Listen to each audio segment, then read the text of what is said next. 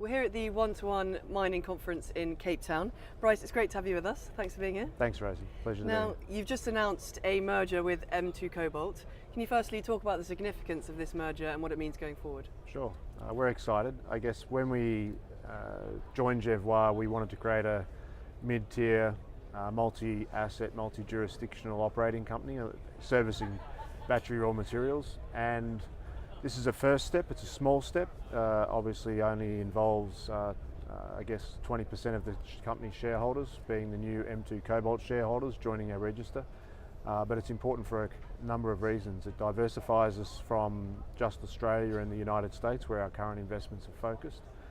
It gets us a foothold in East Africa. So we became very enthusiastic about the potential of a mine owned by the government of Uganda, Kalembe, and a refinery, KCCL, the cobalt refinery. So in the discussions with government, it became apparent there was a strong exploration component that we didn't anticipate initially. M2 Cobalt are deployed on the ground. They have a team of 30. They spent $5 or $6 million last year.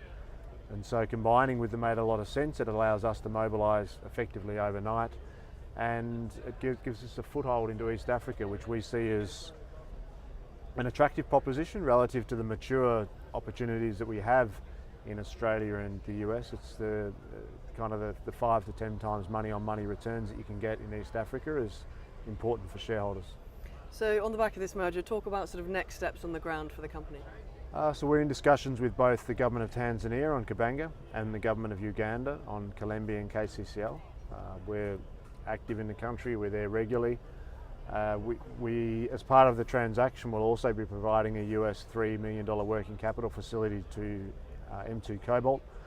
Whilst primarily for us it was around the Kalembe mine and what we can potentially do in the future with regards to the refinery and playing a role there, we're also excited by what M2 has in terms of their exploration licenses around the Kalembe mine and in south central Uganda at Bujagali. So we're providing a working capital facility, we'll get the drills turning, and from a Jervois perspective we're excited.